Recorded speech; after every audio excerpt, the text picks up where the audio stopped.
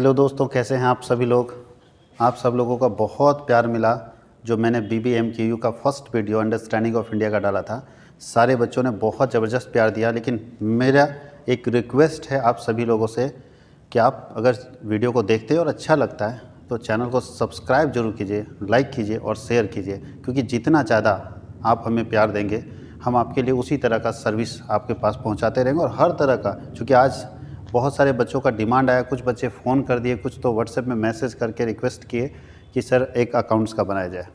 तो आज सुबह से लगे हुए हैं और क्लास लेने के बाद जो भी समय बचा उस समय में से कल और आज दोनों मिलाकर एक मॉडल पेपर बनाकर लाए हैं जो आपके लिए फाइनेंशियल अकाउंटिंग मेजर पेपर का है, क्योंकि मेजर पेपर का एग्ज़ाम सबसे पहले है BBMKU में, इसीलिए बच्चों का डिमांड है कि मेजर पेपर फर्स्ट किया जाए। और चूँकि मेरा कॉमर्स बैकग्राउंड है तो मेरे लिए कॉमर्स का ही मेजर पेपर लाना पॉसिबल है। अब हिस्ट्री, ज्योग्राफी और बाकी फिजिक्स और इकोनॉमिक्स के लिए मॉडल पेपर मेरे पास तो नहीं हो अवेलेबल पाएगा, इसलिए उसके लिए फ़ोन ना करें, क्योंकि आपका जो मेजर पेपर है उसमें मैं सिर्फ अकाउंट्स का दे पाऊँगा, कॉमर्स का दे पाऊँगा, बाकी का मेजर पेपर नहीं दे पाऊँगा। रहा बात कॉमन पेपर मैं आपके लिए सारा अवेलेबल कर दूँगा। प्रयास ये है कि हर तरह का जो आपका वहाँ IRC पेपर हो या बाकी पेपर्स हैं, प्रयास ये है कि हमारे पास जितना कंटेंट होगा हम आप तक पहुँचाएँगे। और आप निश्चिंत रहिए मेरे तरफ से कि आपको जहाँ परेशानी होगी कॉमर्स वर्ल्ड हजारीबाग आपके लिए हमेशा खड़ा रहेगा। और हर जगह पे जहाँ तक मेरे से हो पाएगा हम स्टूडेंट के लिए प्रयास करेंगे कि उनको ज़्यादा फैसिलिटी मिले, क्योंकि पहला साल है, नया साल है, नई शिक्षा नीति है, कुछ समझ नहीं आ रहा क्या होगा। वैसे में अगर स्टूडेंट आज अगर हार जाएंगे तो ये ठीक बात नहीं है। इसलिए कॉमर्स वर्ल्ड हमेशा अपने स्टूडेंट के साथ है, स्टूडेंट को हारने नहीं देगा और आपको कम मार्क्स लाने भी नहीं देगा। और आपको बता दूं और बताते हुए बहुत खुशी हो रही है कि विनोबा भावे यूनिवर्सिटी में अंडरस्टैंडिंग ऑफ इंडिया का एग्ज़ाम हो चुका है और जो हमने मॉडल पेपर जारी किया था सेम उसी से क्वेश्चन आया है। तो मैं आपको भी बता दूं दोस्तों कि आपको भी मॉडल पेपर जो आपका है उसी से क्वेश्चन आएगा, बाहर नहीं जाएगा। चूँकि मॉडल पेपर 1 जारी हुआ है इसीलिए कुछ क्वेश्चन तो बाहर से आएंगे, लेकिन अगर 2 मॉडल पेपर, जैसे विनोबा भावे यूनिवर्सिटी में मैंने 2 मॉडल पेपर जारी किया था, तो अगर आपके यहाँ भी 2 मॉडल पेपर जारी हो जाते तो आसान हो जाता, उसी से क्वेश्चन आते। बट प्रयास करता हूँ अगर 2 मॉडल पेपर कर पाऊँ तो अच्छी बात है, क्योंकि समय बीच में मिलेगा तो मैं कर दूँगा। तो आज आपके बीच में मॉडल पेपर लेकर आ रहा हूँ अकाउंट्स का। तो ये देखिए आपके सामने बहुत हुई इंतज़ार की घड़ी अब समाप्त हो रही है और अब हम लोग इंतज़ार समाप्त करते हुए फाइनेंशियल अकाउंटिंग में लेकर आते हैं। मैं आपको बता दूं कि चूँकि जो ये मॉडल पेपर है वो अंडरस्टैंडिंग ऑफ इंडिया के एग्ज़ाम पैटर्न के अकॉर्डिंग नहीं है, इसमें सिर्फ लॉन्ग आंसर टाइप क्वेश्चन हम लेकर आए हैं। इसलिए आप श्योर रहिएगा कि इस तरह से एग्ज़ाम में क्वेश्चन आएगा ऐसा नहीं है। हाँ, लॉन्ग आंसर टाइप क्वेश्चंस केवल लेकर आए हैं। तो आपको एग्ज़ाम का पैटर्न वही रखना है जो अंडरस्टैंडिंग ऑफ इंडिया में क्या था। अंडरस्टैंडिंग ऑफ इंडिया में 7 1-1 नंबर के क्वेश्चन थे, 2 4-4 नंबर के क्वेश्चन थे और बाकी जो है वो 15 नंबर के क्वेश्चन थे। यहाँ भी सेम पैटर्न होगा, बट हमने जो 1-1 नंबर के क्वेश्चन और 4-4 नंबर के क्वेश्चंस को इग्नोर किया और सिर्फ 15 नंबर के क्वेश्चन आपके सामने लेकर आ रहे हैं। तो बता दूं कि छोटे छोटे क्वेश्चन कैसे पूछ सकते हैं। तो जैसे आपके यहाँ पढ़ना है ब्रांच, तो ब्रांच से पूछ सकता है what do mean by branch, या ब्रांच कितने प्रकार के होते हैं। तो ब्रांच 2 प्रकार के होते हैं, इनलैंड ब्रांच होता है और फॉरेन ब्रांच होता है। तो अगर आप ये सब्जेक्टिव कर लेंगे ना तो शॉर्ट आंसर और वेरी शॉर्ट आंसर दोनों कंप्लीट हो जाएगा। इसलिए मैं आपके पास सिर्फ सब्जेक्टिव लेकर आया हूँ। डिटेल 15 नंबर वाला का आंसर कैसे करेंगे, और मैं न्यूमेरिकल लेकर ही नहीं आया, क्योंकि मैं यहाँ भी देख रहा हूँ विनोबा यूनिवर्सिटी में, हर यूनिवर्सिटी में जब न्यूमेरिकल पेपर आता है तो बच्चे कम व्यूज़ करते हैं, देखते नहीं, इंटरेस्ट नहीं लेते हैं, क्योंकि समस्या क्या है ना, वो पढ़े ही नहीं है। और जब वो पढ़े नहीं तो उनको समझ नहीं आता। इसलिए कोई दिक्कत नहीं, सेमेस्टर 2 में आप पढ़ेंगे, कंटिन्यू जोड़ेंगे कॉमर्स वर्ल्ड हजारीबाग के साथ। और 10 मार्च से कॉमर्स वर्ल्ड हजारीबाग सेमेस्टर 2 के लिए ऑनलाइन और ऑफलाइन दोनों क्लासेस स्टार्ट कर रहा है। अगर आप ऑनलाइन में जुड़ना चाहते हैं तो आप जुड़ सकते हैं कॉमर्स के सारे विषय के लिए और बाकी विषय के कॉमन पेपर के लिए। बाकी विषय का कॉमन पेपर आपको 499 में अवेलेबल हो जाएगा, PDF, वीडियोज़ और स्टडी नोट्स के साथ। और अगर ओवरऑल सारे सब्जेक्ट की तो उसके लिए मेरे नंबर पे फ़ोन कर लीजिएगा, मैं आपको बता दूंगा। तो चलिए हैं हम लोग अपने क्वेश्चन नंबर 1 की तरफ, और ये ग्रुप B का हम बना रहे हैं। फर्स्ट क्वेश्चन है what is consignment, prepare necessary ledger in the books of consignor and consignee. Consignment क्या है, कंसाइनर और कंसाइनी की बुक में नेसेसरी लेजर्स क्या बनाने हैं। तो बताइए कंसाइनमेंट का मतलब क्या होता है। सिंपल सा एग्जाम्पल समझिएगा। कंसाइनमेंट ये पूछेगा आपको क्योंकि आपके सिलेबस में है। तो कंसाइनमेंट का मतलब होता है, देखिए माल बेचने का अलग अलग तरीका हो सकता है, बहुत सारे तरीके हैं माल बेचने का। पहला तरीका ये हो सकता है कि आप खुद का दुकान खोल के, मान लीजिए हमारे पास यहाँ स्टॉक है, गुड्स है, तो या तो हम खुद जाके कहीं दूसरे जगह खुद जाके बेचेंगे, पहला तरीका हो सकता है। दूसरा तरीका, अच्छा खुद जाके बेचेंगे तो एक महीने में बहुत ज़्यादा तो 30 जगह पे आप जा सकते हैं, उससे ज़्यादा जगह पे तो नहीं जा सकते। 30 से ज़्यादा जगह आप कवर ही नहीं कर सकते एक महीने में, क्योंकि आप अकेले अगर जाते हैं तो 30 से ज़्यादा जगह आप कवर कर ही नहीं सकते। तो जब एक व्यक्ति के लिए 30 दिन में बहुत ज़्यादा से ज़्यादा, अगर अकेला चाहेगा बेचना तो 30 दिन में बहुत ज़्यादा से ज़्यादा 30 जगह पे बेच सकता है, उससे ज़्यादा तो नहीं। हम चाहते हैं पूरे ऑल ओवर इंडिया में मेरा सामान बिके, तो क्या ये संभव है कि हम अकेले बेच पाएंगे हर जगह? ये संभव नहीं है। तो दूसरा तरीका क्या हो सकता है? चलिए ये पॉसिबल नहीं कि मेरे खुद को जाके वहाँ पे बेच पाना मेरे लिए संभव नहीं है, तो दूसरा तरीका हो सकता है कि हम अपना ब्रांच खोल दें, अपना ही वहाँ ब्रांच खोल दें। जैसा कि बहुत सारे बिजनेस, जैसे बैंक देखिए, बैंक का बिज़नेस कैसा चलता है? ब्रांच खोल के, हाँ या नहीं? LIC का बिज़नेस कैसा चलता है? ब्रांच खोल के। अब एक और समस्या आता है, ब्रांच अगर हम खोल देंगे तो ब्रांच का रेंट, वहाँ स्टाफ रखना पड़ेगा, स्टाफ का सैलरी, उसके बाद बिजली बिल वहाँ का, उसके बाद भी सेल होगा कि नहीं होगा इसकी गारंटी नहीं है। तो ब्रांच खोल के भी एक बिजनेसमैन सोचता है कि ब्रांच खोल के भी बेचेंगे तो कहीं ऐसा ना हो कि जितना ब्रांच का रेंट और वहाँ का स्टाफ का सैलरी हो उससे कम सेल हो। तो बिजनेसमैन के पास एक और ऑप्शन आता है जिसका नाम है कंसाइनमेंट। क्यों ना हम अपना एजेंट वहाँ अपॉइंट कर दें। एजेंट को रेंट नहीं देना पड़ता है, एजेंट को सैलरी नहीं देना पड़ता है, एजेंट को तभी देंगे पैसा जब माल बेचेगा वो। तो क्या किए, हम वहाँ के होलसेलर को पकड़ दिए, बोले कि अगर तुम मेरा माल बेच दोगे तो मैं आपको भैया जितना सेल करोगे, जो सेल नहीं होगा उस पर कुछ नहीं देंगे, जितना सेल करोगे उसके ऊपर 10% कमीशन दे देंगे। और अगर वहाँ का होलसेलर रेडी हो गया, ठीक है मेरा माल रखवा दीजिए, हम जितना बेचेंगे आपको 10% कमीशन देना होगा, तो मेरा माल जब बिकेगा ना तभी हमको कमीशन देना पड़ेगा, नहीं बिकेगा तो माल अपना उठा के लेते आ जाएंगे। तो बताइए इससे बढ़िया और क्या है। अब वो मेरा सेल्समैन फ्री में खाली एक कमीशन के ऊपर मेरा माल बेचने के लिए तैयार हो गया, ना हमको रेंट देना पड़ा, ना हमको सैलरी देना पड़ा, हमको एक सर्टेन परसेंटेज कमीशन देना पड़ा। ऐसे बिक्री के तरीके को बोलते हैं प्रेषण कंसाइनमेंट। तो कंसाइनमेंट का मतलब होता है यहाँ दो पार्टी होते हैं, कंसाइनर और कंसाइनी। कंसाइनर और कंसाइनी दो पार्टी होंगे इसमें। कंसाइनर कौन होगा? जो माल बेचने के लिए भेजेगा। कंसाइनर कौन होगा? जो माल बेचने के लिए भेजेगा। कंसाइनमेंट में दो पार्टी होगा।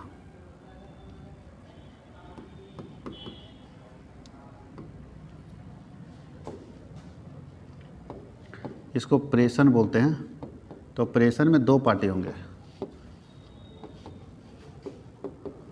पहला पार्टी होता है कंसाइनर और दूसरा होता है कंसाइनी। कंसाइनर प्रेषक कहलाता है। प्रेषक मतलब जो माल बेचने के लिए भेजता है ना, उसको प्रेषक बोलते हैं। जैसे मैं अगर माल बेचने के लिए अपने एजेंट को दिल्ली भेजता हूँ तो मैं कंसाइनर हूँ, और कंसाइनी को हम लोग एजेंट बोलते हैं। जो एजेंट होता है, जिसको माल बेचने के लिए भेजा गया है, वो कंसाइनी कहलाएगा, एजेंट कहलाएगा, और जो माल भेजता है वो कंसाइनर कहलाता है। यानी कंसाइनर गुड्स का ओरिजिनल ओनर होता है, रियल ओनर कंसाइनर होता है। कंसाइनी तो भैया माल बेचेगा और कमीशन लेगा, उससे ज़्यादा कुछ नहीं बिकेगा तो माल वापस कर देगा, यही है। तो बोलता है जब कोई गुड्स कंसाइनमेंट में बेचने के लिए भेजा जाता है, जब कोई गुड्स कंसाइनमेंट में बेचने के लिए भेजा जाता है तो उसे हम लोग बोलते हैं goods sent on consignment. Consignment बिक्री का एक ऐसा तरीका है जहाँ पे कंसाइनर कंसाइनी को माल बेचता है, कंसाइनी माल बेचता है और कमीशन काट के पैसा वापस कंसाइनर को दे देता है। ऐसे सेल को हम लोग बोलते हैं कंसाइनमेंट सेल। और दो पार्टी होंगे, पहला पार्टी कंसाइनर, दूसरा कंसाइनी। कोई दिक्कत है? वही यहाँ लिखा है कि आजकल वस्तुओं के बाज़ार का बहुत विस्तार हो रहा है। ऐसी स्थिति में किसी निर्यातक या उत्पादक के लिए दूर दराज असंख्य उपभोक्ताओं से व्यक्तिगत रूप से संपर्क करना कठिन होता है। खुद जाके तो बेच नहीं सकते, बहुत टफ हो गया। वास्तव में एक निर्यातक या निर्माता या थोक व्यापारी स्थानीय बाज़ार का बेहतर ज्ञान रखने वाले एजेंट के माध्यम से माल बेचना ही सुविधाजनक समझता है और लाभदायक समझता है। लगता है कि वहाँ जो जिसको पता है, लोकल एरिया को जो जानता है, उसी को पकड़ लो, उसी सेल्समैन को पकड़ लो और उसी सेल्समैन के जरिए अपना माल बेच दो। ऐसे बिक्री के तरीके को बोलते हैं कंसाइनमेंट, प्रेषण। याद रहेगा। आगे क्या बोल रहा है कि निर्यातक, निर्माता या थोक व्यापारी अलग अलग हिस्सों में एजेंट नियुक्त कर देते हैं। हर एरिया में हम पूरे देश में एजेंट नियुक्त कर दिए और एजेंट के जरिए यहाँ से माल मेरे एजेंट को जाता है, एजेंट माल बेचता है और एजेंट को बदले में क्या मिलता है? कमीशन, सैलरी नहीं। अगर नहीं माल बेचेगा तो नहीं देंगे, माल बेचेगा तो ज़्यादा बेचेगा ज़्यादा देंगे, कम बेचेगा तो कम देंगे, नहीं बेचेगा तो नहीं देंगे। देखिए यहाँ लिखा है एजेंट नियुक्त करते हैं जो उनके जोखिम पर, उनके मतलब कंसाइनर के रिस्क पर उसकी ओर से अपना माल बेचते हैं और माल के मालिक द्वारा अपने एजेंट को उसकी बिक्री के ऊपर बिक्री के लिए माल भेजना माल के रूप में जाना जाता है। अब आगे लिखा है एक डेफिनेशन दिया हुआ है, देखिए कंसाइनमेंट का, तो आप देख लीजिएगा कंसाइनमेंट क्या होता है। कंसाइनमेंट एक ऐसा बिक्री का तरीका है जिसमें कंसाइनर कंसाइनी को माल बेचता है, कंसाइनी माल बेचता है और कंसाइनर को पैसा वापस कर देता है अपना कमीशन काट के। यहाँ देखिए दो पार्टी लिखा हुआ है, पहला है प्रेषक, कोई भी व्यक्ति या संस्था जो किसी एजेंट को माल भेजता है प्रेषक कहलाता है, अभी हम लोग डिस्कस कर लिए थे। और दूसरा है प्रेषक में देखिए प्रिंसिपल, प्रेषर को ही प्रिंसिपल बोलते हैं, प्रिंसिपल प्रेषर प्रेषक एक ही बात होता है। और बोलता है अगर कोई व्यक्ति अपना माल जिसको बेचने के लिए भेजता है उसको आप प्रेषिती बोल सकते हैं, उसको आप कंसाइनी बोल सकते हैं, उसको आप एजेंट बोल सकते हैं, कुछ भी बोल सकते हैं। जो यहाँ लिखा हुआ है कि जिस व्यक्ति या संस्था को माल बिक्री के लिए भेजा जाता है उसे प्रेषिती कहते हैं, कंसाइनी कहते हैं या एजेंट कहते हैं। आप एजेंट भी बोल सकते हैं इसको, देखिए एजेंट नीचे लिखा हुआ है। अब यहाँ पे लिखा है कि कौन कौन से इसमें खाते बनते हैं, ध्यान दीजिएगा कौन कौन से खाते बनते हैं। ये तो थ्योरी हम आपको बता दिए, इसमें एक और क्वेश्चन था कि कौन कौन से खाते बनते हैं। तो चलिए हम यहाँ पे आपको समझाते हैं कि कौन कौन से खाते तैयार किए जाएंगे in the books of consignor और कंसाइनी। तो चलिए हम लोग शुरू करते हैं। अकाउंट्स, कौन कौन से अकाउंट्स तैयार होंगे, तो दो पार्टी होगा, पहला होगा कंसाइनर, तो लिखेंगे इन द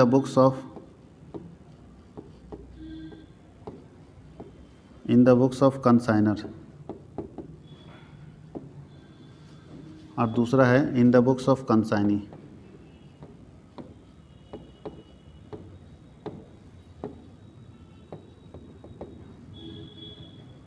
कंसाइनी के बुक में और कंसाइनर के बुक में कोई दिक्कत है? पहला है कंसाइनी के बुक में और दूसरा क्या है, कंसाइनर के बुक में। कौन कौन से बुक्स खाते तैयार होंगे?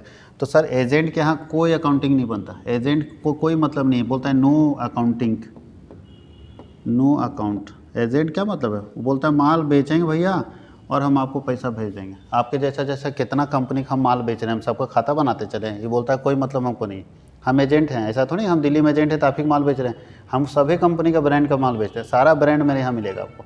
तो हम सबका खाता बनाते रहे, हमको नहीं ज़रूरत है, हम माल बेचेंगे भेज देंगे हिसाब, आप बनाइए। तो कौन बनाएगा? कंसाइनर। सबसे पहला बनाता है कंसाइनमेंट अकाउंट बनाता है,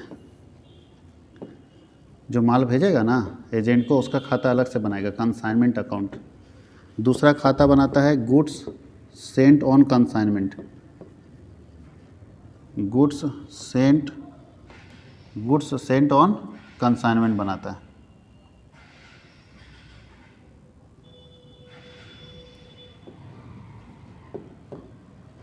गुड्स सेंट ऑन कंसाइनमेंट बनाएगा।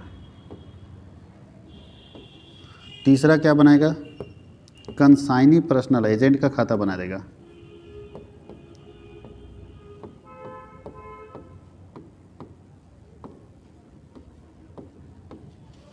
और चौथा बनाएगा कंसाइनमेंट स्टॉक।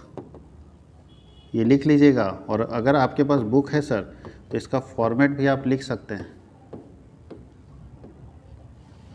इसका फॉर्मेट भी आप लिख सकते हैं अगर बुक है तो, कि किस तरह से खाता बनेगा। तो चलिए अगर आपके पास बुक नहीं भी है, मैं आपके लिए एक हेल्प कर देता हूँ। सबसे मेन खाता होता है कंसाइनमेंट अकाउंट, इसका मैं फॉर्मेट आपको बता देता हूँ कि कैसा बनेगा। इसका फॉर्मेट मैं आपको हेल्प कर देता हूँ, ताकि वो फॉर्मेट कम से कम उतार दीजिएगा तो आपको मार्क्स मिल जाएगा, कहीं दिक्कत नहीं है। तो ये कंप्लीट हो गया कौन कौन से खाते बनते हैं। तो दो बुक है, कंसाइनर कंसाइनी। एजेंट कोई खाता नहीं बनाता, बोलता हमको कोई मतलब नहीं। हाँ, एक ऐसे डायरी उरी में अपना रखता है रिकॉर्डिंग बेचारा, कि कितना माल आया कितना गया, उसका डायरी में अपने यहाँ रखता होगा, लेकिन खाता नहीं बनाता, कोई अकाउंटेंट नहीं रखता। और ये 4 खाते बनाएगा, जिसमें मेन खाता है कंसाइनमेंट अकाउंट। तो चलिए हम लोग बनाते हैं consignment account in the books of consignor. Consignor के बुक में कंसाइनमेंट अकाउंट कैसे बनता है वो मैं आपको बता देता हूँ। तो चलिए मैं आपको बताता हूँ कंसाइनमेंट अकाउंट कैसे बनता है। ये पूरा फॉर्मेट ही उतार दीजिएगा, अगर पूछ दिया फॉर्मेट तो, और मेरे ख्याल से पूछेगा, क्योंकि कंसाइनमेंट जो आप लोगों के सिलेबस में है ना, उसमें सिर्फ थ्योरी पूछेगा, न्यूमेरिकल नहीं। क्योंकि न्यूमेरिकल में वहाँ सिर्फ लिखा है कि कैलकुलेशन ऑफ अनसोल्ड स्टॉक, मतलब बहुत ही छोटा न्यूमेरिकल है जो पूछेगा।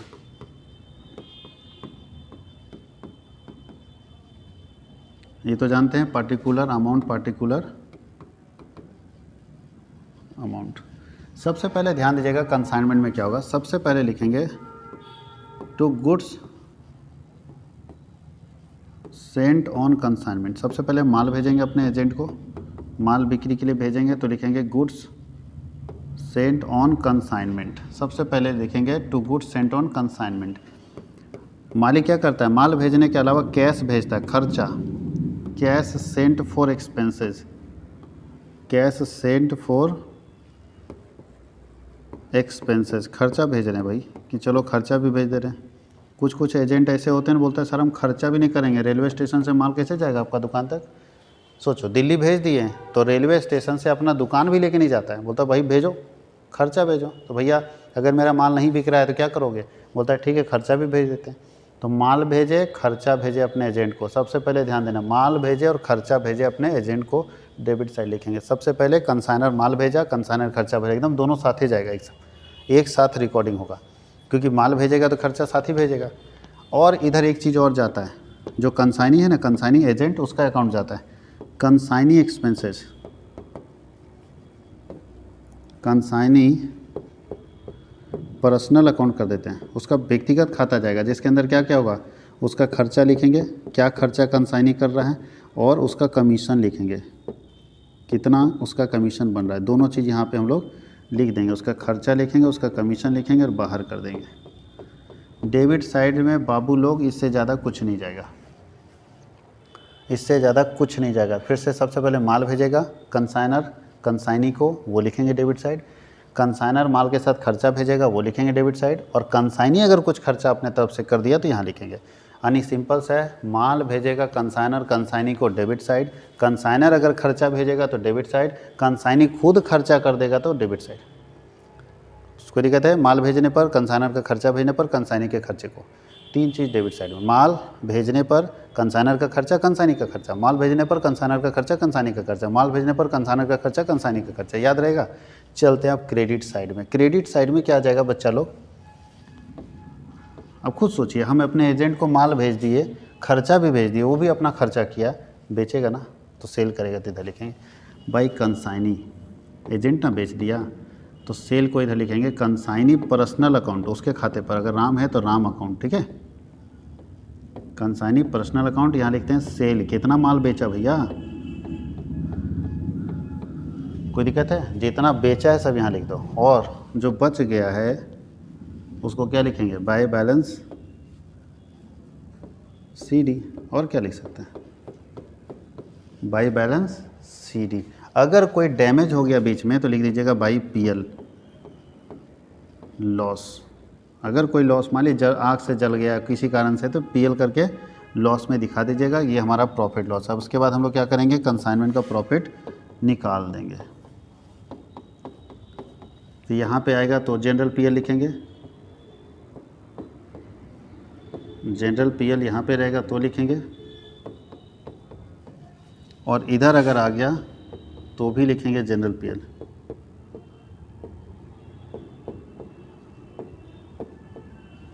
कोई दिक्कत है, अगर इधर आ गया तो भी जनरल PL और इधर आ गया तो भी जनरल PL के नाम से ही हम लोग डालेंगे। यही हमारा कंसाइनमेंट का फॉर्मेट है, और इसी को आप लिख दीजिएगा अगर एग्ज़ाम में आ गया तो, और आएगा। उम्मीद है कि थ्योरी में आपको पूछेगा ही पूछेगा, क्योंकि यूनिट 1 में सिर्फ आपको कंसाइनमेंट ही पढ़ना है।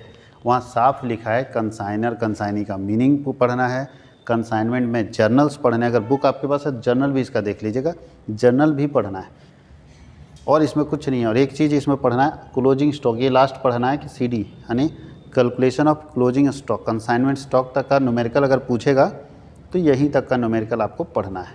ये है आपका क्वेश्चन नंबर 1। अब चलते हैं हम लोग क्वेश्चन नंबर 2 की तरफ। आप सभी लोगों का बहुत प्यार मिला है, इसलिए कंटिन्यू रहिए, बहुत ज़बरदस्त चीज़ मिलने वाला। देखिए सिंगल इंटरेस्ट सिस्टम क्या है और डबल इंटरेस्ट सिस्टम से कैसे अलग है, ये भी थ्योरी का क्वेश्चन है, चांस बनेगा आपको आने का। सिंगल इंटरेस्ट सिस्टम क्या है, how it is differ from double interest system, single interest system double interest system से क्या अलग है, कैसे अलग है। तो देखिए आपके पास ये आंसर आ रहा है। पहले ये बताइए सिंगल इंटरेस्ट सिस्टम का मतलब क्या है। सिंगल इंटरेस्ट सिस्टम मतलब होता है ऐसा इंटरेस्ट सिस्टम, दुनिया में 2 ही इंटरेस्ट सिस्टम है, सिंगल और डबल। सिंगल इंटरेस्ट सिस्टम किसके लिए सूटेबल है बताइए, बोलता है स्मॉल बिजनेस के लिए लगेगा।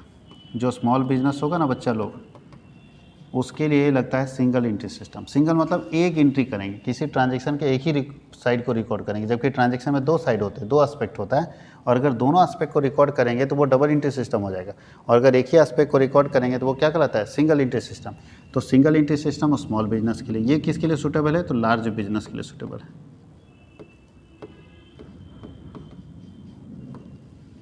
डबल एंट्री सिस्टम किसके लिए सूटेबल है, लार्ज बिजनेस के लिए सूटेबल है, बड़े बिजनेस के लिए सूटेबल है डबल एंट्री सिस्टम, और छोटे बिजनेस के लिए सूटेबल है सिंगल एंट्री सिस्टम। यहाँ तक कोई दिक्कत है।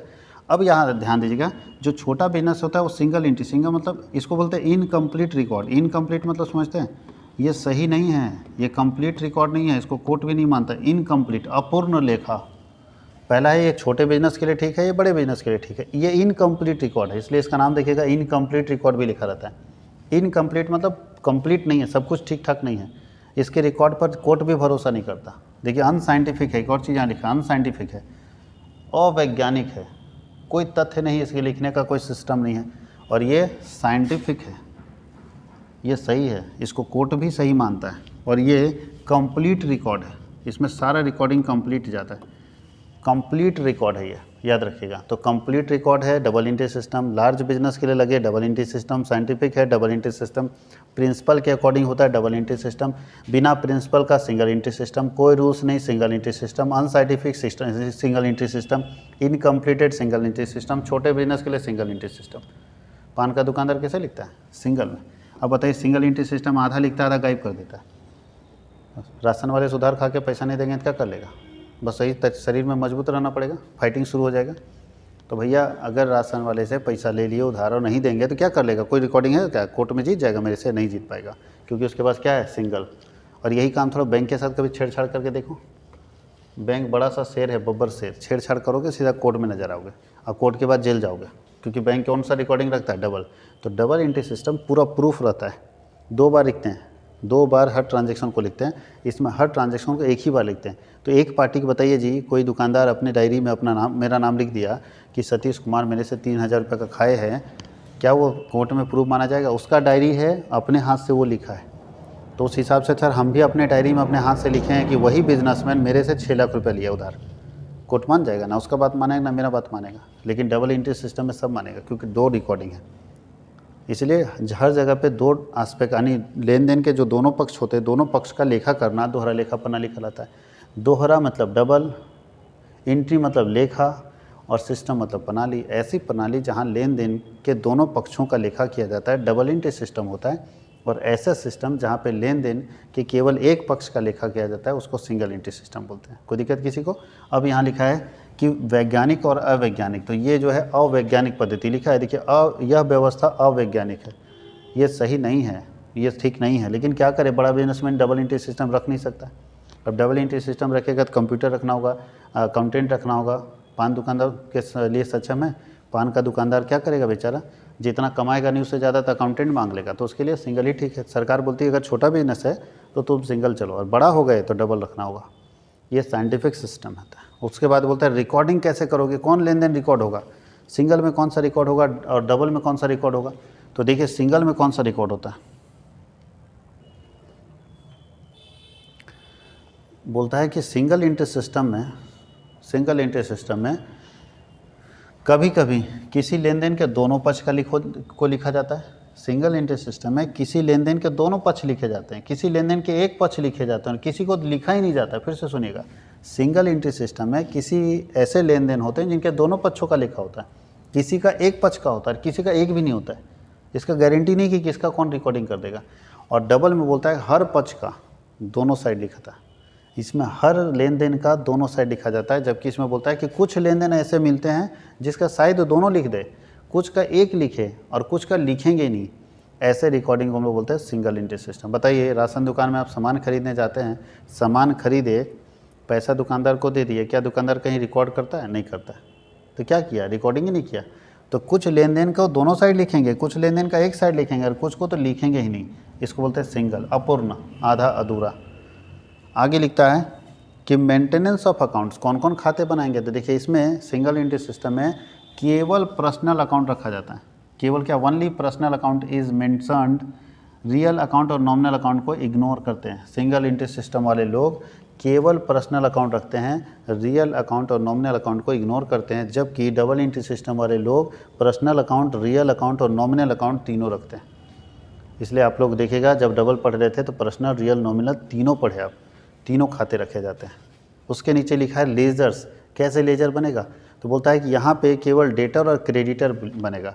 यहाँ पे सिंगल एंट्री सिस्टम में केवल डेटर और क्रेडिटर का लेजर बनेगा। बहुत ज़्यादा से ज़्यादा हुआ तो कैश का लेजर बनेगा, बहुत ज़्यादा से ज़्यादा होगा तो कैश का। लेकिन यहाँ बोलता है कि सारा लेजर बनेगा।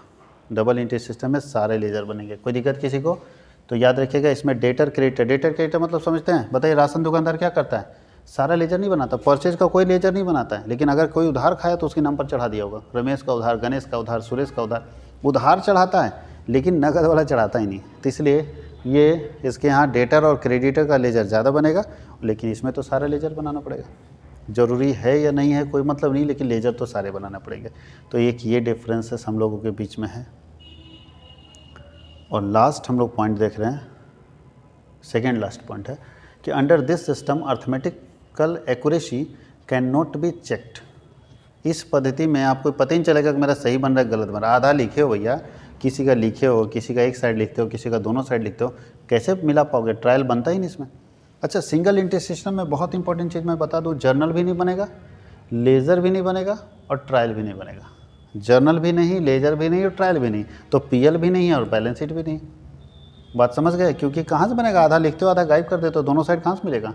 अब जर्नल में भी दोनों साइड मिलना चाहिए, लेजर में भी दोनों साइड मिलना चाहिए और ट्रायल बैलेंस में भी दोनों साइड मिलना चाहिए। तो सिंगल एंट्री सिस्टम रखने वाले बिजनेस में ना तो जर्नल बनाते हैं, ना लेजर बनाते हैं, ना ट्रायल। पूछ लेना राशन दुकानदार से, पूछ लेना समोसा वाले से, पूछ लेना आसपास में पान दुकान से कि क्या भैया जर्नल जानते हो, लेजर जानते हो, ट्रायल जानते हो? बोला कुछ नहीं जानते। बोला धंधा क्या कर रहे हो? बोलता धंधा प्रॉफिट के लिए कर रहे हैं, कमाने के लिए। और कमाने के लिए धंधा करें, हमको नहीं मालूम कैसे लिखा जाता है। इसका मतलब है कौन सा सिस्टम वो रख रहा है? सिंगल। लेकिन भैया अगर डबल रखोगे तो आपको सब बनाना पड़ेगा, जर्नल भी बनाना पड़ेगा, लेजर भी बनाना पड़ेगा, ट्रायल भी बनाना पड़ेगा। तो इसमें ट्रायल बनता है। इसमें हम लोग न्यूमेरिकल एक्यूरेसी चेक करते हैं कि रुपये पैसे की गलती है या नहीं। यहाँ चेक हो जाएगा, यहाँ तो पता नहीं चलेगा। इसीलिए सरकार मना करती है कि सिंगल एंट्री सिस्टम मत रखो, नहीं तो तुम्हारा एम्प्लॉय मार लेगा तो तुमको पता नहीं चलेगा।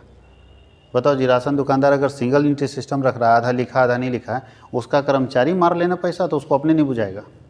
बिजनेसमैन अपने कर्मचारी को पकड़ ही नहीं सकता है कि मार लिया डंडी। और डबल में तो कोई उपाय नहीं। क्या लगता है बैंक में नौकरी करने वाले लोग चवन्नी भी निकाल लेगा बैंक से? इतना हिम्मत है? एक 50 पैसा भी निकालेगा तो पकड़ा जाएगा। जबकि बताओ रुपये पैसे ही उसके पास पड़ा हुआ है, कहीं भी 2000 का नोट घुसा देना है, लेकिन हिम्मत नहीं करता है क्योंकि डबल एंट्री सिस्टम है, प्रॉपर अकाउंटिंग है। और यहाँ कोई भी हिम्मत कर देगा, यहाँ तो राजा हरिश्चंद्र जैसा ईमानदार आदमी भी हिम्मत कर देगा। देखिएगा वो पता नहीं चला कि पहला दिन 10 रुपये मारेगा, कोई जानकारी नहीं, 20 मारेगा नहीं जानकारी, उड़ा देगा एक दिन हैवी, क्योंकि मालिक को पता नहीं चल रहा है। आगे लिखता है preparation of trading and profit loss account. अभी हम बता चुके हैं कि इसमें ट्रेडिंग प्रॉफिट लॉस नहीं बना सकते हैं क्योंकि दो डबल एंट्री है ही नहीं, कहाँ से बनाएंगे? और इसमें बना सकते हैं। तो इसमें ट्रेडिंग और पीएल नहीं बन सकता है और उसमें ट्रेडिंग पीएल बन सकता है। इसमें प्रॉफिट हम लोग दूसरे तरीके से निकालते हैं, तो जब आप कभी पढ़ेंगे तो पता चलेगा कैसे निकालते हैं। But profit single entry system में अलग तरीके से निकाला जाता है और डबल एंट्री सिस्टम में प्रॉफिट निकालने के लिए हम लोग ट्रेडिंग और पीएल बनाते हैं और बैलेंस शीट बनाते हैं फाइनेंशियल पोजीशन को जानने के लिए। तो ये हम लोग क्वेश्चन नंबर 2 कंप्लीट किया। अब मैं बता दूं बच्चा पार्टी लोग, क्वेश्चन नंबर 3 साझेदारी क्या है और एक रजिस्टर्ड पार्टनरशिप में क्या फ़ायदे होंगे। तो पार्टनरशिप क्या है? बहुत लोगों को पता नहीं। साझेदारी बहुत लोग बोल देते हैं कि 2 से अधिक लोग बिजनेस मिल के चलाएंगे तो वो बिजनेस हो, साझेदारी बिजनेस होगा। साझेदारी बिजनेस नहीं पूछ रहा है, पूछ रहा है साझेदारी क्या है। What is partnership? Not partnership business. तो पार्टनरशिप आप सभी लोग जानते हो, जितने बच्चे यहाँ देख रहे हो मेरे को, सब पार्टनरशिप जानते हो। Partnership that means relation between partners. Partnership means relation between partners. साझेदारों के बीच जो संबंध होगा ना, वो संबंध साझेदारी कहलाएगा। अब ये संबंध कैसे बनेगा? तो एग्रीमेंट से बनेगा। कैसे टूटेगा? एग्रीमेंट से टूटेगा। तो अगर 2 या 2 से अधिक लोग एक एग्रीमेंट बनाए, पार्टनरशिप एग्रीमेंट, तो समझिए वो सारे लोग कल से पार्टनर हो गए। तो पार्टनरशिप एक रिलेशन है बिटवीन पार्टनर्स। तो partnership is the relation between partners. भाई ये रिलेशन क्यों बना है? ये रिलेशन बना है किसी बिजनेस को रन करने के लिए, चलाने के लिए और उसके प्रॉफिट को आपस में डिस्ट्रीब्यूट करने के लिए। तो बोलता है partnership is the relation between partners who have agreed to run a some lawful business and distribute the profits of business। अगर दो या दो से अधिक लोग मिलके किसी एक बिज़नेस को चलाने के लिए और उसके लाभ को बांटने के लिए अगर रिलेशन में आए हैं, कोई संबंध बनाए हैं, वो संबंध पार्टनरशिप कहलाता है। जैसे दो फ्रेंड्स के बीच में जो रिलेशन होता है ना, वो फ्रेंडशिप होता है। अभी 14 ये फरवरी कंप्लीट हुआ है, तो सारे लोग जानते हैं फ्रेंडशिप क्या होता है। तो दो दोस्तों के बीच जो रिलेशन है उसको बोलते हैं फ्रेंडशिप। उसी तरह जो पार्टनर के बीच जो रिलेशन है वो पार्टनरशिप है। अब याद रहेगा ना, 14 फरवरी बहुत जल्दी याद आ जाता है सबको। अब ये वही चीज़ है, जब दो या दो से अधिक व्यक्ति एक व्यवसाय स्थापित करने के लिए एक समझौता करते हैं और लाभ हानि को साझा करते हैं, तो इसे साझेदारी कहा जाता है। साझेदारी अधिनियम 1932 की धारा 4 के अनुसार साझेदारी उन व्यक्तियों के बीच का संबंध है जो सभी के लिए या उनमें से किसी के द्वारा चलाए जा रहे लाभ को व्यवसाय साझा करने के लिए सहमत होते। बात वही है कि चीज़ बोलता है, परिभाषा अगर आप पार्टनरशिप का दे रहे हैं तो पार्टनरशिप का परिभाषा में कुछ इंपॉर्टेंट फैक्ट है जो ध्यान देना चाहिए। सभी भागीदारों के बीच एक समझौता होना चाहिए, सारे साझेदारों के बीच एक क्या होना चाहिए, एग्रीमेंट होना चाहिए। एक व्यापार के लाभ को बांटने का एग्रीमेंट होना चाहिए कि हम लाभ कमाएंगे, लाभ को बांटेंगे। बिजनेस या तो सारे पार्टनर मिलकर चलाएगा या तो सारे में से कोई एक चलाएगा। याद रखिएगा, पार्टनरशिप में ज़रूरी नहीं कि 8 पार्टनर है तो 8 चलाएगा, या तो 8 चला सकता है या तो 8 में से कोई एक चला सकता है। नहीं, 7 लोग मिल के उसको रिप्रेजेंटेटिव बना दिए कि भैया तुम ही मेरे बिज़नेस को चलाओ। तो 8 पार्टनर अगर होगा तो या तो 8 पार्टनर बिजनेस चलाएगा या तो 8 में से कोई एक चलाएगा। अब बोलता है कि जिन व्यक्तियों ने एक दूसरे के साथ साझेदारी की है उन्हें व्यक्तिगत रूप से, अब ध्यान दीजिएगा, साझेदार किसको बोलते हैं, तो जो व्यक्ति एक दूसरे के साथ साझेदारी किया है उसको हम लोग व्यक्तिगत रूप से यानी पर्सनली पार्टनर बोलते हैं। अगर कलेक्टिव बात करेंगे, पूरे को जोड़ देंगे तो फर्म बोलते हैं, और जिस नाम से वो बिज़नेस चलाएंगे उसको फर्म नेम बोलते हैं। तो 3 चीज़ आपको यहाँ क्लियर हो गया। अब लिखा है कि साझेदारी व्यवसाय का विशेषता क्या है, फीचर्स ऑफ पार्टनरशिप बिजनेस। तो पहला देखिए, कुछ महत्वपूर्ण विशेषताएं आपके पास है फीचर्स ऑफ पार्टनरशिप बिजनेस। कौन कौन सी विशेषताएं हैं, तो पहला लिखा है कि फीचर्स ऑफ और एलिमेंट्स ऑफ पार्टनरशिप में फर्स्ट क्या है, 2 और मोर पर्सन, 2 या 2 से अधिक व्यक्ति होना चाहिए। पार्टनरशिप में पहला फीचर्स है कि 2 या 2 से अधिक व्यक्ति होने चाहिए। दूसरा, एक लॉफुल बिजनेस का एग्रीमेंट होना चाहिए। लॉफुल, गांजा बेचने के लिए पार्टनरशिप नहीं बनता भैया। अगर गांजा बेचने का पार्टनर हो, पता चला गांजा बेचता है 2 लोग, अब दोनों दोस्त, अब बोलेगा हम लोग तो पार्टनर हैं, बिजनेस पार्टनर, गलत बात, अब बिजनेस पार्टनर हो ही नहीं, क्योंकि बिजनेस पार्टनरशिप केवल लॉफुल बिजनेस के लिए चलेगा। जो बिज़नेस लॉफुल है ना, उसी के लिए पार्टनरशिप बनता है भैया। आप गलत बोल रहे हो, आपको जानकारी नहीं है। पार्टनरशिप बिजनेस इलीगल बिजनेस के लिए नहीं बन सकता। पार्टनरशिप ओनली लॉफुल बिजनेस के लिए बनेगा, जो कानून जिसको मान्यता है और जो कानूनी रूप से सही होगा, केवल उसी के लिए पार्टनरशिप बिजनेस बन सकता है। प्रॉफिट शेयरिंग म्यूचुअल एजेंसी होनी चाहिए कि प्रॉफिट कैसे बांटेंगे, सबके बीच में आपस में तय होना चाहिए। नो सेपरेट एंटिटी, बिजनेस और पार्टनर अलग अलग नहीं होता है, एक ही होता है, जबकि कंपनी में अलग अलग होता है। अनलिमिटेड लायबिलिटी, अनलिमिटेड लायबिलिटी का मतलब है अगर फर्म को लॉस होता है तो हर पार्टनर रिस्पॉन्सिबल होगा उस लॉस के लिए। अगर फर्म को लॉस होता है, बिजनेस पार्टनरशिप फर्म को अगर लॉस हो जाता है या किसी तरह की हानि हो जाती है, तो सारे partner, all partner are responsible for this loss. सारे के सारे साझेदार जिम्मेवार होते हैं उस लॉस के लिए, उस हानि को सारे पार्टनर बांटते हैं। आगे लिखता है, no transfer of interest without consent. आप अपना हिस्सा, हक बिना पार्टनर की साझेदारी के आप किसी दूसरे को ट्रांसफ़र नहीं कर सकते। एक व्यक्ति अपना हिस्सा बाकी साझेदारों की सहमति लिए बिना कभी भी ट्रांसफ़र नहीं कर सकता। अब हम लोग चलते हैं क्वेश्चन नंबर 4 में। बालक लोग, डेप्रिसिएशन क्या होता है और कितने मेथड्स होते हैं डेप्रिसिएशन लगाने के। क्या होता है डेप्रिसिएशन और कितने मेथड्स हैं डेप्रिसिएशन के, चलिए हम लोग पढ़ते हैं। डेप्रिसिएशन सारे बच्चे जानते हैं, किसी संपत्ति, किसी अस्थायी संपत्ति के मूल्य में होने वाली लगातार कमी को डेप्रिसिएशन कहा जाता है। Depreciation means continuous reduction in the value of fix asset except land, ज़मीन को छोड़ के। बोलता है कि ज़मीन को छोड़ के किसी भी स्थायी संपत्ति के मूल्य में लगातार अगर कमी होगी ना तो ये डेप्रिसिएशन होगा।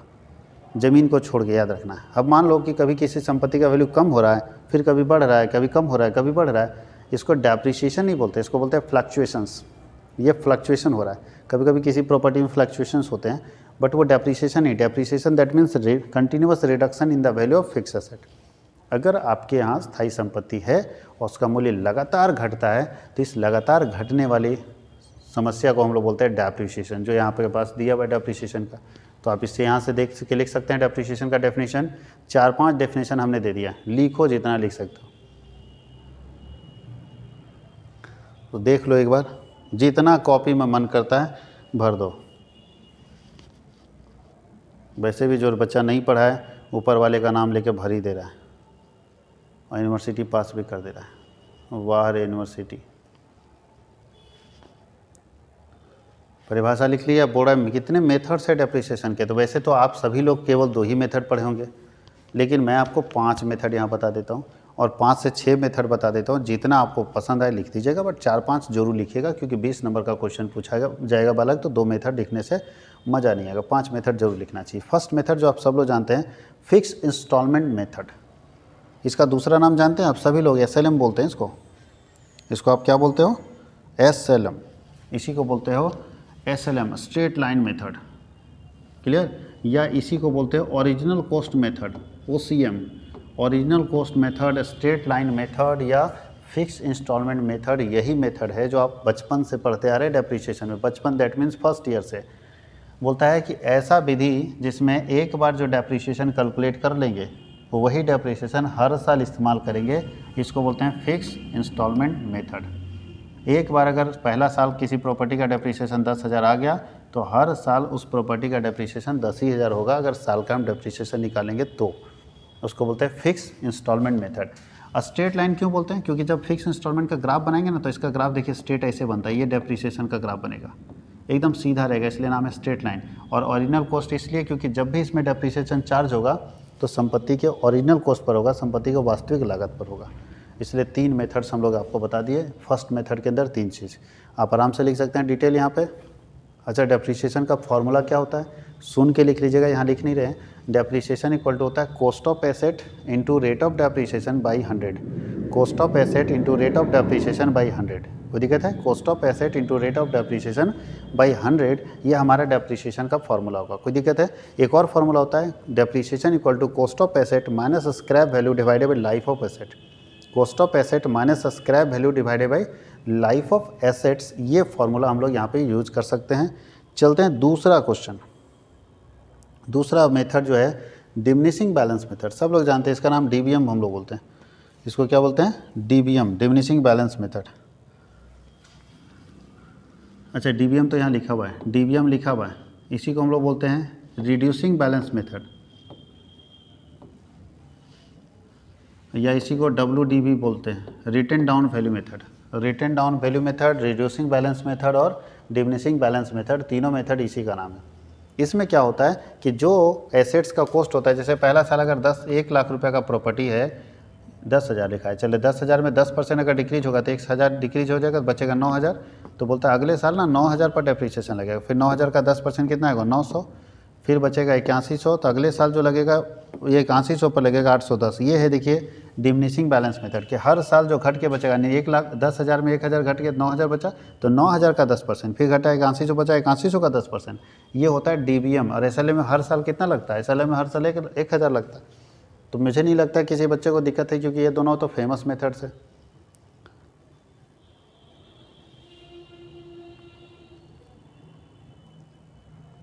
अब चलते हैं तीसरा, एन्युटी मेथड। एन्युटी मेथड क्या करते हैं? तो ध्यान दीजिए, एन्युटी मेथड में क्या करते हैं हम लोग, एक एन्युटी वैल्यू निकालते हैं और एन्युटी वैल्यू के जरिए हम लोग वो अमाउंट एक कैलकुलेट कर लेते हैं कि कितना पैसा, मान लीजिए कि कोई व्यक्ति ये जानता है कि एक मशीन हम खरीदे, उसका लाइफ 10 साल है, मशीन है 1 लाख रुपए की। तो बताइए 10 साल बाद फिर हमको 1 लाख रुपए चाहिए, क्योंकि मशीन का जब लाइफ खत्म हो जाएगा तो मशीन तो बेकार हो जाएगी, फिर हमको 1 लाख रुपए चाहिए ना। तो हम ये जानना चाहते हैं कि हम हर दिन या हर महीने कितना पैसा जमा करें, कितना पैसा हर महीने जमा करें कि मेरा 5 साल अगर मशीन का लाइफ है तो 5 साल में 1 लाख रुपए जमा हो जाएगा with interest. With interest 1 lakh रुपया मेरा 5 साल में जमा हो जाएगा। तो हम आज कितना पैसा जमा करें, उसके लिए आपको एन्युटी वैल्यू कैलकुलेट करना पड़ेगा। जो एन्युटी वैल्यू आएगा उतना आप जमा करते जाइएगा। मेरा दावा है कि ब्याज के साथ आपका 5 साल में अगर संपत्ति का है तो 5 साल में 1 लाख रुपया हो जाएगा। और एन्युटी वैल्यू आपको निकालना नहीं पड़ता, निकाल के दिया रहता है, कंपाउंड इंटरेस्ट से निकलता है एन्युटी टेबल के जरिए, लिखा भी होगा देखिए। एन्युटी टेबल की सहायता से हम लोग एन्युटी वैल्यू पता कर लेंगे, और जितना मेरा एन्युटी वैल्यू आएगा उतने डेप्रिसिएशन लगाते जाएंगे, मतलब जितना प्रॉपर्टी घटेगा उतना मेरा बैलेंस बढ़ेगा। अब ये प्रॉपर्टी घट रहा है, इधर बढ़ रहा है, धीरे धीरे धीरे ये स्थिति हो जाएगी। जब प्रॉपर्टी का कीमत नीचे है तो पैसा उतना अवेलेबल है, हम नया प्रॉपर्टी खरीद लेंगे। तो इसको हम इसका इस्तेमाल करते हैं रिप्लेसमेंट ऑफ एसेट्स के लिए, कि जब कोई प्रॉपर्टी को आपको रिप्लेस करना है, पुराना हटा के नया लगाना है, तो पैसा अचानक कहाँ से आएगा? तो पैसा अगर नहीं आता भैया तो आप एन्युटी मेथड का इस्तेमाल कर सकते हैं। उसके नीचे आता है डेप्रिसिएशन फंड मेथड। ये सब बड़े मशीनरी के लिए यूज होता है, याद रखिएगा, सब बड़ा। हमारे को 1 करोड़ की मशीन खरीदता है तो जानता है कि अगर 15 साल लाइफ है या 10 साल लाइफ है तो 10 साल बाद मेरी मशीन ख़राब हो जाएगी, तो हमको 1 करोड़ की मशीन में 10 साल के बाद फिर 1 करोड़ चाहिए। तो हम आज से क्यों ना पैसा रखना शुरू कर दें। तो अगर हम बैंक में खाता खोल कर पैसा रखना शुरू कर देंगे तो जितना डेप्रिसिएशन घटेगा उतना पैसा बैंक में, जितना घटेगा उतना बैंक में, तो जितना डेप्रिसिएशन घटेगा उतना ही पैसा हम बैंक में डाल देंगे। ये इससे हमारा क्या होगा कि उस समय जिस समय मेरे मशीन का कीमत 0 हो जाएगा या कम हो जाएगा, ख़राब हो जाएगा, उस समय मेरे पास अच्छा खासा पैसा रहेगा और हम डेप्रिसिएशन फंड से पैसा निकाल के कभी भी, डेप्रिसिएशन फंड से पैसा निकाल के कभी भी हम अपनी संपत्ति को खरीद सकते हैं, दोबारा खरीद सकते हैं। इस बात का ध्यान रखना आपको। तो इसलिए डेप्रिसिएशन फंड मेथड एक है, ये बड़े संपत्तियों में इस्तेमाल होता है। अब बोल रहा है कि रिसिप्ट एंड पेमेंट अकाउंट क्या है और ये इनकम एक्सपेंडिचर अकाउंट से किस प्रकार भिन्न है, ये भी आपको पढ़ना है रिसिप्ट पेमेंट का। ये भी क्वेश्चन एकदम श्योर रहेगा, पूछ देगा आपको। तो पहला याद रखिएगा रिसिप्ट एंड पेमेंट अकाउंट और इनकम एक्सपेंडिचर अकाउंट। तो थोड़ा बेसिक चीज़ जानिएगा तभी समझ पाएगा रिसिप्ट पेमेंट और इनकम एक्सपेंडिचर के बारे में। चलो बेसिक चीज़ आप समझो पहले।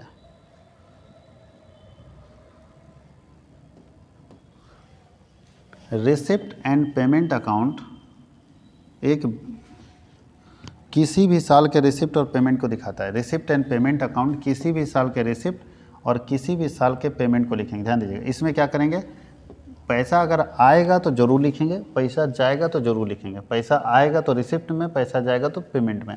अगर पैसा ना आए ना जाए तो इसमें नहीं लिखेंगे भैया। इसमें बोलता है कि रिसिप्ट, नाम ही रिसिप्ट, तो रिसिप्ट होगा तो लिख देंगे।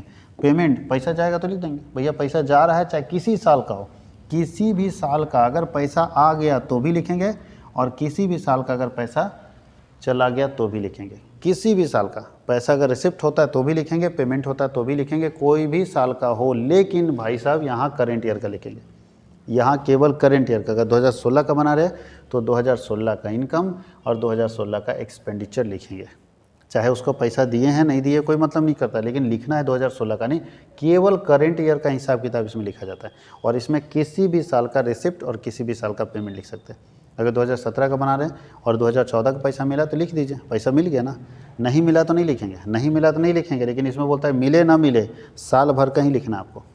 मिले या ना मिले, साल भर कहीं आपको रिकॉर्डिंग इसमें करना है। तो दोनों में अंतर है। सबसे पहले बोल रहा है बनाने का उद्देश्य, तो बोलता है इस खाते को बनाने का उद्देश्य एक निश्चित अवधि में सभी नगद लेन देनों को निकालना है, जानना है कि कितने नगद लेन देन एक निश्चित अवधि में हुए हैं।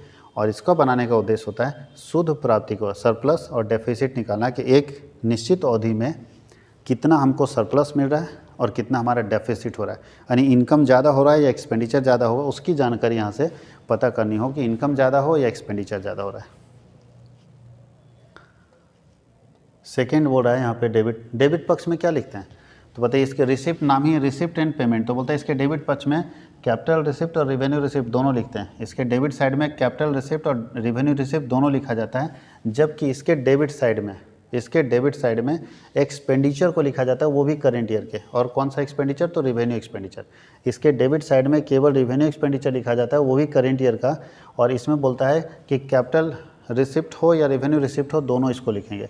इसके क्रेडिट साइड में इसमें कैपिटल पेमेंट हो, रेवेन्यू पेमेंट हो, दोनों लिखेंगे।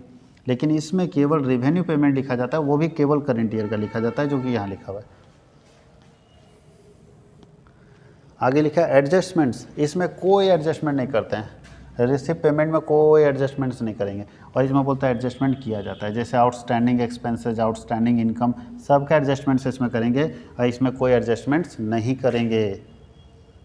अवधि बोलता है इसमें किसी भी साल का लिखा जा सकता है, 10 साल का भी आएगा तो लिख देंगे। इसमें बोलता है कि ये केवल 1 साल के लिए बनता है, यानी इसमें केवल 1 साल के आय और व्यय को लिखा जाता है।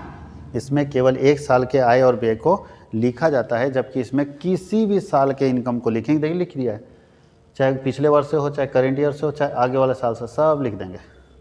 ओपनिंग बैलेंस बोलता है इसका ओपनिंग बैलेंस जो होता है वो कैश इन हैंड या बैंक इन हैंड या बैंक ओवरड्राफ्ट होता है। इसका opening balance cash in hand, banking hand या बैंक ओवरड्राफ्ट होता है। और इस अकाउंट में तो सर ओपनिंग बैलेंस होता ही नहीं है, इनकम एक्सपेंडिचर में कोई ओपनिंग बैलेंस नहीं होता। अच्छा, क्लोजिंग बैलेंस तो इसका क्लोजिंग में भी यही होता है। क्लोजिंग में जो होता है cash in hand, bank in hand या बैंक ओवरड्राफ्ट हो सकता है। और इसका क्लोजिंग बैलेंस या तो सरप्लस होगा या डेफिसिट होगा, या तो इसका क्लोजिंग बैलेंस सरप्लस होगा या डेफिसिट होगा। अब बोलता है डेप्रिसिएशन, बैड डेट प्रोविजंस, ये सब का रिकॉर्डिंग बोलता है इसमें कुछ नहीं करेंगे, लेकिन इसमें करेंगे। डेप्रिसिएशन भी लिखेंगे, बैड डेट प्रोविजन भी लिखेंगे, सब इसमें लिखते हैं। बोलता है कि इसमें लिखा जाता है। अच्छा, उधार क्रय और विक्रय का लेखा, तो उधार खरीदने और बेचने का इसमें रिकॉर्डिंग नहीं करते, क्योंकि इसमें खाली नगद ना लिखना है, और इसमें बोलता है लिखा जाता है, इसमें उधार लिखा जाता है। अब बोलता है क्लोजिंग शेष, अभी बता चुके, क्लोजिंग में इधर क्या आएगा, इसमें आएगा, अभी तो डिस्कस कर चुके।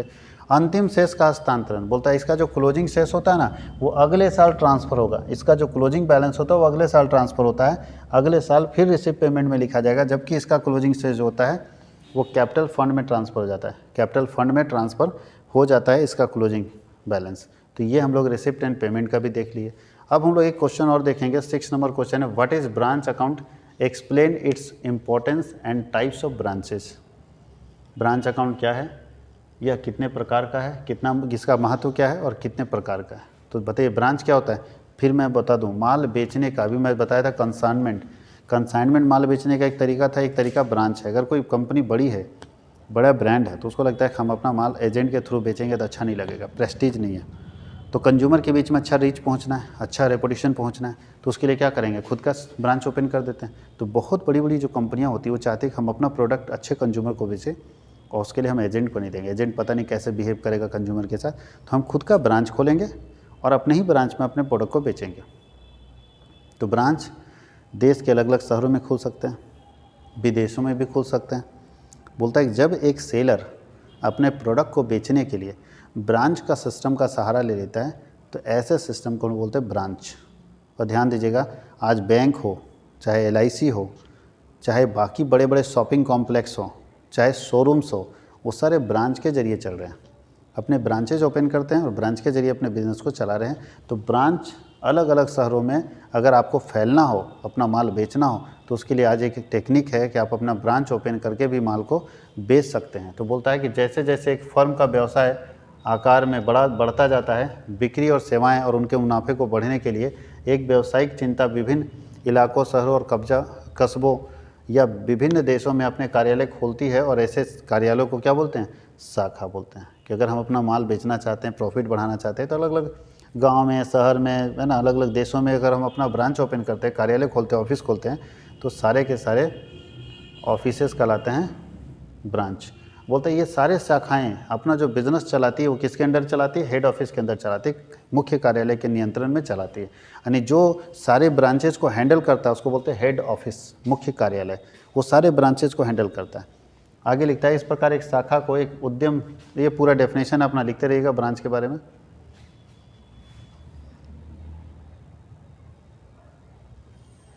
जैसे यहाँ लिखा है, उदाहरण के लिए बाटा सू कंपनी ब्रांच के जरिए बिजनेस चला रही है, central bank of India branch के जरिए, जीवन बीमा निगम LIC ब्रांच के जरिए चला रही है। ब्रांच का उद्देश्य क्या है, क्यों ब्रांच खाता बनाते हैं। अब ब्रांच अकाउंट क्या होता है, तो ब्रांच में, शाखा में जो लेखांकन किया जाता है शाखा के लाभ और हानि को जानने के लिए, उसको बोलते हैं शाखा लेखांकन। शाखा में लाभ हानि को जानने के लिए जो लेखांकन किया जाता है उसको बोलते हैं शाखा लेखांकन। उद्देश्य क्या है शाखा लेखांकन का, तो पहला उद्देश्य लिखा है कि प्रत्येक शाखा के लाभ या हानि का अलग अलग पता लगाने के लिए। हम क्यों, क्या लगता है जितने ब्रांचेज हैं सब ब्रांच का एक साथ हिसाब रखना चाहिए या अलग अलग रखना चाहिए, तो आपका जवाब होना चाहिए अलग अलग। रामगढ़ का अलग, धनबाद का अलग, रांची का अलग, हजारीबाग का अलग, अलग अलग रखने से हमको हर ब्रांच का अलग अलग प्रॉफिट लॉस पता चलेगा, जिससे हम ये पता कर पाएंगे कि कौन सा ब्रांच अच्छा काम कर रहा है, कौन सा ब्रांच खराब काम कर रहा है। तो लिखिए फर्स्ट क्या लिखा है, प्रत्येक ब्रांच शाखा के लाभ या हानि का अलग अलग पता लगाने के लिए, हर ब्रांच का हम अलग लाभ और अलग हानि निकालना चाहते हैं। दूसरा, लेखा अवधि के अंत में प्रत्येक शाखा की वित्तीय स्थिति का पता लगाने के लिए हम साल के लास्ट में हर ब्रांच का प्रॉफिट लॉस और फाइनेंशियल पोजीशन, कम एसेट लायबिलिटी और कैपिटल की जानकारी के लिए भी हम ब्रांच अकाउंट बनाते हैं। शाखा गतिविधियों को नियंत्रित करने के लिए ब्रांच में क्या अकाउंटिंग हो रहा है, क्या है ना एक्टिविटी हो रही है, सारी एक्टिविटी को कंट्रोल करने के लिए भी आपको ब्रांच अकाउंट बनाने की जरूरत है। प्रत्येक शाखा के प्रगति को भी जानने के लिए प्रोग्रेस रिपोर्ट क्या है, to evaluate the progress and performance of each branch. हम चाहते हैं हर ब्रांच का प्रोग्रेस और परफॉर्मेंस को इवेलुएट कर सके, मूल्यांकित कर सके, उसके लिए भी आपको ब्रांच अकाउंट बनाना पड़ेगा। और विभिन्न शाखाओं की नकदी तथा स्टॉक की आवश्यकता का भी पता लगाने के लिए कि ब्रांच के पास कितना कैश है और कितना स्टॉक है। अब बताइए, हम अगर हर ब्रांच का बनाएंगे तो हमको पता चल जाएगा कि किस ब्रांच के पास कितना कैश है और कितना उसके पास स्टॉक है। उसकी जानकारी के लिए भी कंपनी अधिनियम 2013 की ऑडिट आवश्यकताओं को पूरा करने के लिए कंपनी अधिनियम 2013 में ऑडिट से संबंधित, अंकेक्षण से संबंधित कि हर ब्रांच को एक चार्टर्ड बुला के अपने यहाँ ऑडिट कराना पड़ेगा, अंकेक्षण कराना पड़ेगा, उसको भी पूरा करने के लिए। ये सारे ब्रांच के फ़ायदे हैं, ऑब्जेक्टिव्स, उद्देश्य हैं कि ब्रांच क्यों खुलना चाहिए। अब लिखा है टाइप्स ऑफ ब्रांचेस, कितने तरह के ब्रांचेस होते हैं। तो ध्यान दीजिएगा, ब्रांचेस 2 तरह के होते हैं। कितने तरह के होते हैं? 2 तरह के होते हैं। सबसे पहला है इनलैंड ब्रांच और दूसरा है फॉरेन ब्रांच। इनलैंड का मतलब होता है देसी ब्रांच, जो हमारे देश के अंदर फैला होता है। तो अगर कोई ब्रांच देश की सीमा के अंदर फैले होते हैं तो उसे बोलते हैं इनलैंड ब्रांच, घरेलू शाखाएं। और अगर आपका ब्रांच, आपके बिजनेस का branch outside of national boundary, देश की सीमा के बाहर पहुंच जाए तो वो कहलाता है फॉरेन ब्रांच, विदेशी शाखा। विदेशी शाखा वैसी शाखा होगी जो देश की सीमा के बाहर तक फैली रहती है। यानी अगर हमारा बिजनेस, हमारा ब्रांच विदेशों तक फैला हुआ है तो हमारे ब्रांच को आप विदेशी ब्रांच बोलेंगे। और अगर हमारा ब्रांच केवल देश तक फैला हुआ है तो उस ब्रांच को आप देसी ब्रांच बोलेंगे, जो कि यहाँ लिखा हुआ है।